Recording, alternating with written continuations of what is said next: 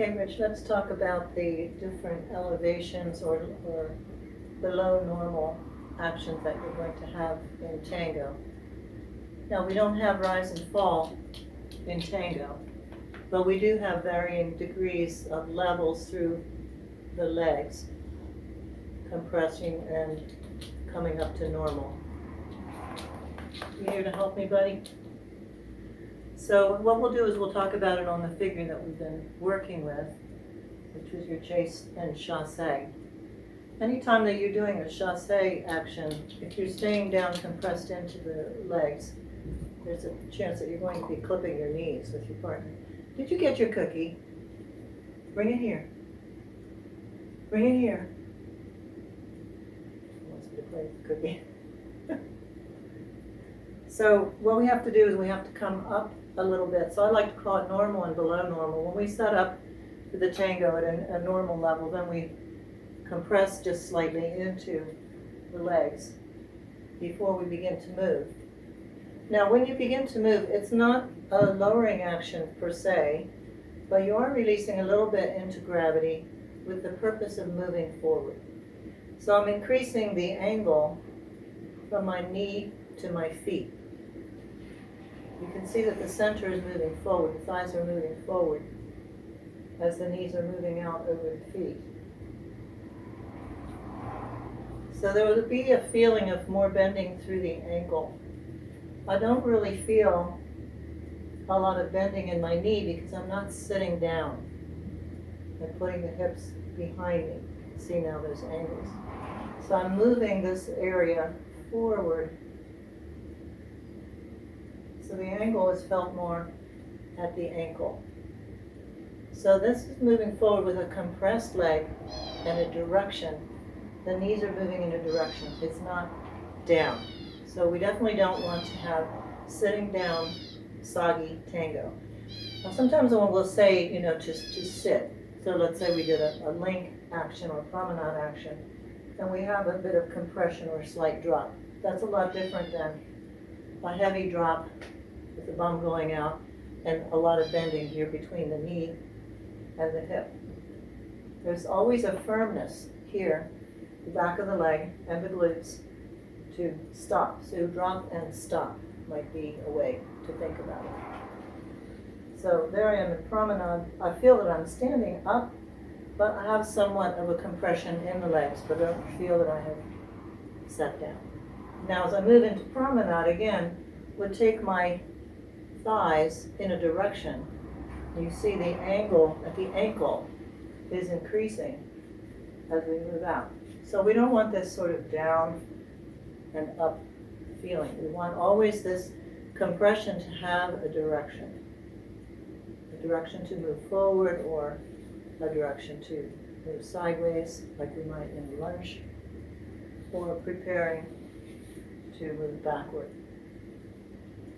So now look at just the chasse part with the chasse, because I made a point of having you try to feel that you're standing very, very proud on the chasse. It doesn't mean we're not standing proud all of the time, but because there's a feeling of tone upwards, or if you want to think pressing down. So when I use the word drop, to have a drop, it's not going to be a drop sitting down, but it will be a release to gravity, letting the legs compress a little bit and always keeping the thighs forward. You can help me, buddy? So I don't have room here to show very well the entire chasse and the chasse together. So I'll just show the chasse part, which would be from my left foot to my right foot. Now here's another place that I would say I'm slightly braced with a resistance to moving upward. So it would be wrong for me to get a lot of rise here, or true rise through my feet, but I will have a feeling of fighting gravity a little bit more. It's part of me also moving my weight forward over the foot, which keeps the lady's body dancing back over her foot.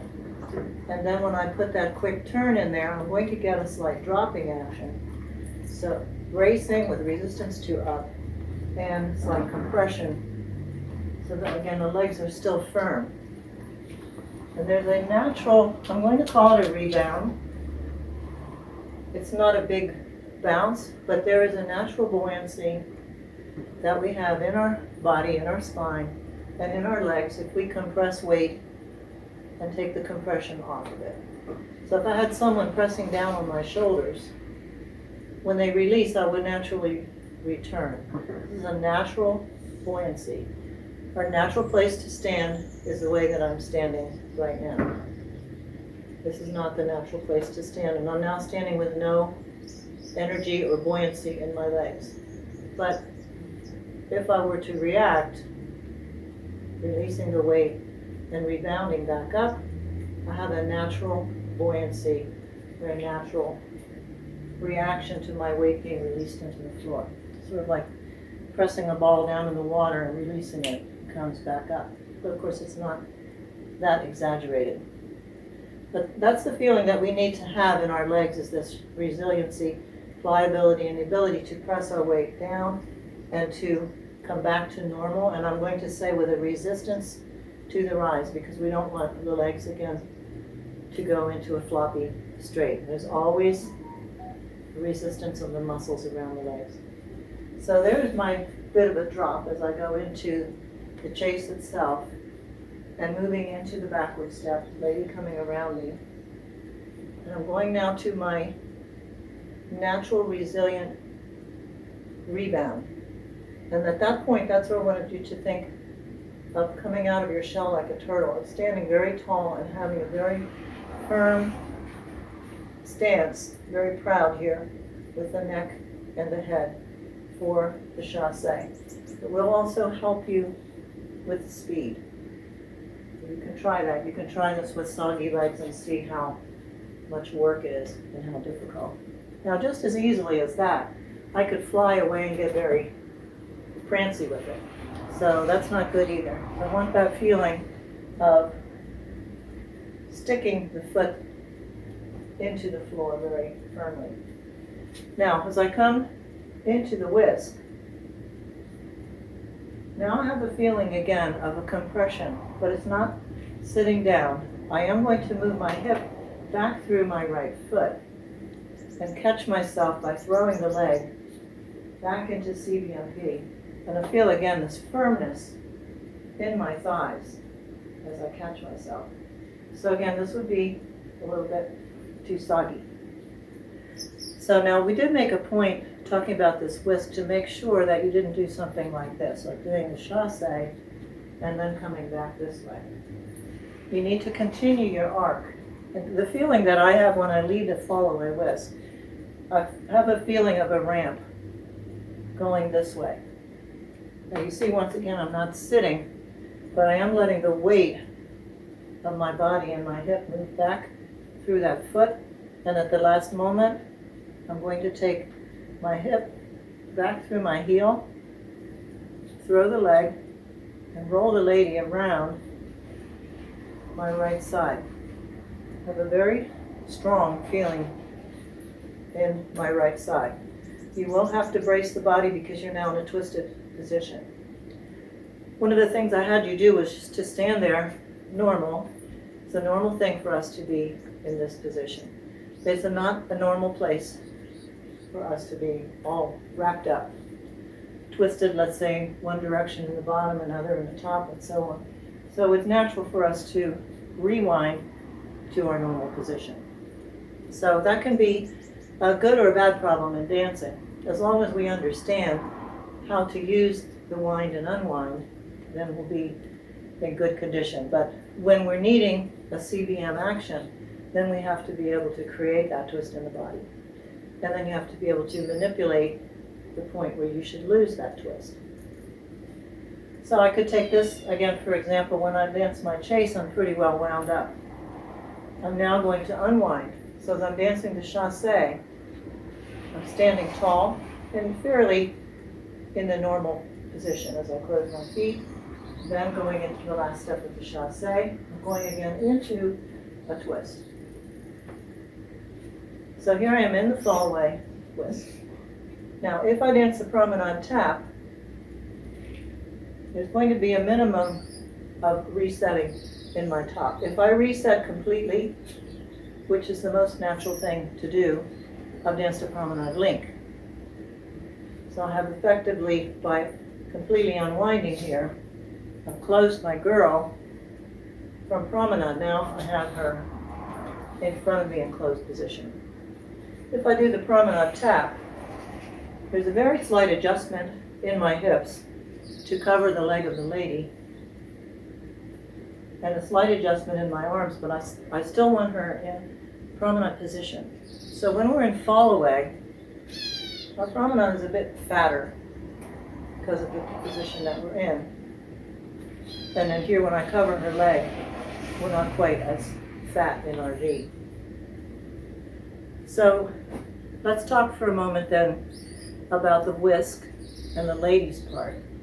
So she's coming around. She should also hopefully elevate with you. The man is always the one to set the level. I should never, as lady, set the level. We do have this problem sometimes with the girls where they come into position, sit themselves down, and slide beneath the man. That's not a good thing to do. So I need to feel in my legs the elevation or the compression that my partner has. So I will dance the chasse also with a firm leg. And now as he's leading me into the fall away, I'll be led to actually turn my feet. All right, so you're continuing the lady's rotation to the right so that she will catch her leg behind. So you were asking about leading the lady. So she's already in the rightward curve and rotation. So all I do really is I agree with it, and I use my right side as a post to stabilize, wrap around, and then to catch. So this is what I feel a little bit as I've thrown her on this ramp and then caught her. So I'm catching her by bracing my body, closing the thighs, and I am sitting a little bit. I'm going to say I'm sitting up. So I have a compression in my legs, but I do not have a downward sit. I'm sure I've forgotten something, but those are the main characteristics of this elevation change. Now, we'll look at other figures in the future where you have to change the level that you're dancing, sometimes in order to make room for the lady's legs, sometimes for the speed or other things we have going. I should probably mention the other variation where you go from the whisk and then you close and tap, as opposed to doing the whisk and stepping out into the tap. You will have to do a slight elevation there, also to lead her and to make her feel how your right thigh is going to bring her back. Right, so I'm going to have to come up slightly in my left leg to make space to place my right leg down, and then there's the drop. Again, not this kind of a drop, but drop and stop. Firm up the muscles. One other thing you might start thinking about a little bit is the supination of the right arm, the forearm here, which is the wrist rotating slightly outward to where my thumb is going outward. Now we're doing that anyway with both hands, and we do talk to the lady through the supination of the wrist many different places. When I'm bringing her around me on the chasse, and this happens on really any natural action, as I have that energy, we're talking about that energetic pull that you have through the rib cage and through the arm. I also will feel an increased, slightly increased feeling of the supination of the wrist, and the feeling as though I'm encouraging her through the lower border of my arm. So you can practice that when you're dancing alone, because if I put my arm here flat like that, when I get a girl in there, she's not going to have any sense of curve in her upper back, because my hand and my arm would be like a board. So we need to start thinking about the shape of the girl's back, and the cupping of the hand on there, and that if we supinate a little bit, the shape of her back can then extend out over the hand. This gives her a great deal of support, and as you start to be more aware of the position that she's moving in and conforming your hand both to her back and what you want her to do, you'll find the hand doesn't slip around so much. But you do need to train it on your own, so it's not getting used to just being flat. there's always that little bit of rotation there. So we haven't talked about that a whole lot recently. I think we may have addressed that some time ago in your swing dances. All right, so hopefully that covers some of the features that we wanted to look at again this week. So if I think of anything else that I've left out, I'll do another video and get it up for you.